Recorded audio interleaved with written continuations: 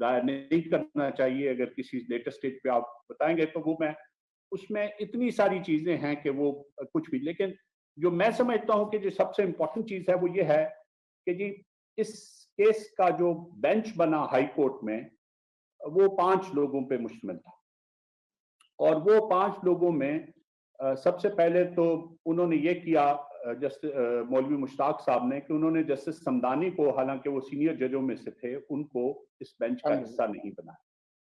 दूसरा, उनके जो जजेस थे, एक जस्टिस ज़कीउद्दीन पाल को बनाया, जिनके नॉन कनेक्शंस थे पाकिस्तान मुस्लिम लीग के साथ, उस वक्त जो मुस्लिम लीग थी, और who was not known to be somebody who liked Mr. Bhutto. इसी तरह उनके एक दूसरे जो थे वो कुरैशी साहब थे, जिनके बारे में ये एमएच कुरैशी, जी एमएच कुरैशी, जिनके बारे एसएमएच कुरैशी, जिनके बारे में ये नोन था, वाइडली नोन था कि he goes along with the directions of Maulvi Mushtaq, justice the chief justice. और जो बाकी 2 जजेस भी थे, वो भी गुलबाज खान थे, एक गुलबाज खान थे, बिल्कुल बिल्कुल ऐसे ही, और आफ्ताब अहमद, और जस्टिस आफ्ताब अहमद, जिन्होंने बाद में फिर जजमेंट लिखी, जस्टिस आफ्ताब ने ये जजमेंट फाइनली लिखी। अब ये वो जजेस थे जिसमें मैं समझता हूं कि 3-2 का डिसीजन तो डे 1 पे insured in favor of the state and in favor of prosecution. Justice Maulvi Mushtaq, because of his known bias. Number 2, Justice ज़कीउद्दीन Pal and Justice SMH Qureshi. ये 3, लेकिन बाकी भी ये जो आया, अब ट्रायल का बाइकआउट कर दिया। तो ये बड़ा इंपॉर्टेंट है कि हम ये जरूर रिकॉर्ड पे लाएं कि जी वो ट्रायल के बाइकआउट की नौबत कहां तक पहुंची। वो ट्रायल के बाइकआउट की नौबत उस वक्त आई जब भुट्टो साहब ने 2 एप्लीकेशंस मूव की। पहली एप्लीकेशन उन्होंने ये मूव की कि जस्टिस मौलवी मुश्ताक जो हैं, जो हेड कर रहे हैं बेंच को, वो क्लियर बायस रखते हैं मेरे खिलाफ, और उसके हक में उन्होंने बेशुमार जो कोर्ट में उस वक्त तक के वाकयात हो चुके थे, जिसमें उनको कोर्ट से बाहर निकालना, जिसमें पुलिस के अफसरान को बुला के कहना कि इसको बाहर ले जाओ और उस वक्त तक इसको बाहर रखो जिस वक्त तक इसका दिमाग ठिकाने नहीं आता। मैं ये कोट कर रहा हूँ अल्फाज। इस तरह की बेशुमार इंसिडेंट्स शामिल थे। और ना सिर्फ उन्होंने ये कहा, बल्कि उन्होंने कहा जी कि इसको किसी और कोर्ट में ट्रांसफर कर दिया जाए। और फिर दूसरी एप्लीकेशन उन्होंने ये दी कि जी इसको अर्ली हियर किया जाए। मेरी जो मैंने पहली एप्लीकेशन दी है, it has a serious consequence for the trial. इन दोनों एप्लीकेशंस को उन्होंने चैम्बर में किल कर दिया, दोनों को रिजेक्ट किया, और चैम्बर की हियरिंग के दौरान रिजेक्ट किया। एक आखिरी चीज मैं जो बताना चाहूंगा वो ये है कि जी जब भुट्टो साहब का केस सेशन से हाई कोर्ट में ट्रांसफर हुआ, तो उसके बारे में एक एप्लीकेशन अहमद रजा कसूरी साहब ने भी गुजारी कि जी सेशन जज, ये आदमी जो एक्यूज है ये बहुत बासर है, और सेशन जज जो है वो ये ट्रायल नहीं कर सकेगा। अब ये maybe it was a very fair application. Okay, you know, the former prime minister was on trial, so maybe a very fair application. But कोई नजीर शायद ऐसी नहीं मिलेगी कॉमन लॉ के अंडर जो कंट्रीज एडमिनिस्टर होती हैं लीगल और क्रिमिनल जस्टिस सिस्टम में, जहां पे जो इफेक्टी है इसका, उसको नोटिस दिए बगैर ये एप्लीकेशन अलाउ कर दी गई।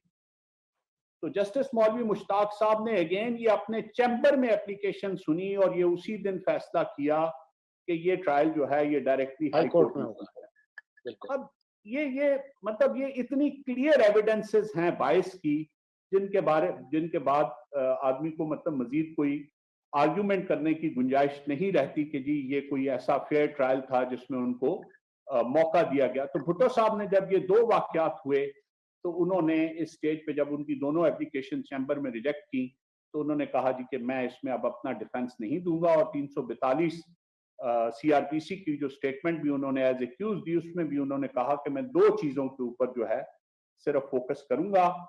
एक ये कि मेरे ये हुकूमत का तख्ता क्यों उल्टा गया और मेरे खिलाफ ये केस क्यों हुआ है, और दूसरा ये कि मेरी इस यहाँ तक मुझे पहुंचाने की जो इंटरनेशनल कनोटेशंस हैं, जो एक बड़ी ताकत इसमें शामिल है, उसके बारे में भी करूंगा। इससे पहले भी नुसरत भुट्टो केस के दौरान भी, सो ये कोई ऐसी बात की सोच नहीं थी जो भुट्टो साहब के दिमाग में आई। नुसरत भुट्टो साहब के केस नुसरत भुट्टो की पिटीशन की हेयरिंग के दौरान भी उन्होंने ये प्ली ली थी کہ مجھے ایک بڑی طاقت کے ایما پہ ایک جنرل ضیاء الحق نے ایک اعلیٰ کار کے طور پہ ہٹایا ہے، حکومت سے بے دخل کیا، اور آج بھی اس ملک کے جو معاملات چل رہے ہیں اس میں اس بڑی طاقت کا بہت زیادہ عمل دخل، یہ چیزیں بھی پہلے دن سے ریکارڈ پہ جی بہرحال جی فواد صاحب، میں ایک کامنٹ کے بعد ناصر صاحب ہمارے میں ایک چھوٹا سا جی ایک باعث کا ایک جی واقعہ ذاتی، جی جی یہ 30 ستمبر کی بات ہے، 30 ستمبر 1977 کی۔ جنرل ضیاء الحق صاحب کو شیخ عشرت علی مرحوم نے پنڈی کلب میں، راول پنڈی کلب میں ایک ریسیپشن دی ہوئی تھی بطور president chamber of commerce and industry. میں وہاں ڈیوٹی پہ تھا، مجھے وہاں پیغام ملا، ٹیلی فون پتہ نہیں کدھر کدھر سے ڈھونڈ کے انہوں نے مجھے پیغام دیا کہ آپ کا ٹیلی فون ہے۔ جب میں نے ٹیلی فون اٹھایا تو وہ ٹیلی فون تھا مرحوم ایم ایچ شاہ صاحب کا، ڈاکٹر نسیم حسن شاہ صاحب کے بڑے بھائی جو سابقہ کمشنر پنڈی بھی رہے ہوئے۔ تو مجھے انہوں نے کہا کہ تم کدھر ہو؟ میں نے کہا جی میں ادھر ڈیوٹی پہ ہوں، کہ ڈاکٹر نسیم حسن شاہ صاحب کہہ رہے ہیں کہ آپ ذرا 5 منٹ کے لیے فوری طور پہ ان کے گھر پہنچے۔ یہ کچھ 4 بجے کی بات۔ میں نے کہا جی خیریت ہے جی، مجھے پتہ نہیں، آپ پہنچے۔ تو وہ سپریم کورٹ کے جج اس وقت ایڈ ہاک بنے ہوئے تھے۔ میں پہنچ گیا ہارلے اسٹریٹ پہ پنڈی میں۔ جب میں وہاں پہنچا تو وہاں رویداد صاحب، جسٹس انوار الحق، مولوی مشتاق صاحب، نسیم حسن شاہ صاحب اور احمد شاہ صاحب چائے مائے پی رہے۔ مجھے بڑی حیرانگی ہوئی کہ مجھے کیوں بلایا گیا ہے۔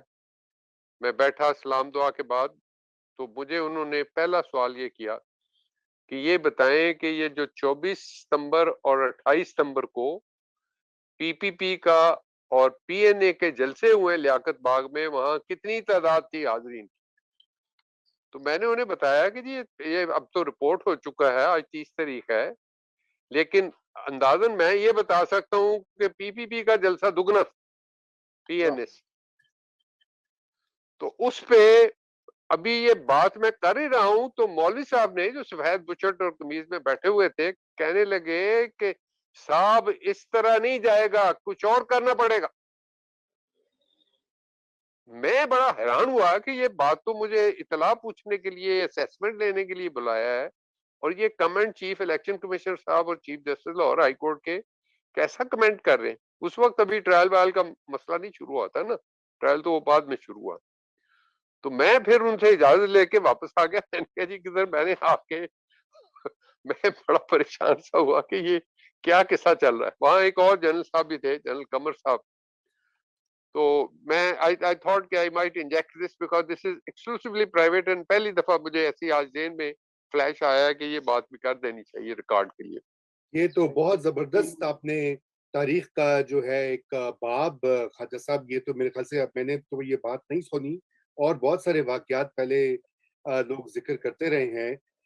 شریف الدین پیرزادہ صاحب کا جو رول تھا، جس طرح ججز کو وہ بحیثیت اٹارنی جنرل انفلوئنس کرتے رہے، لیکن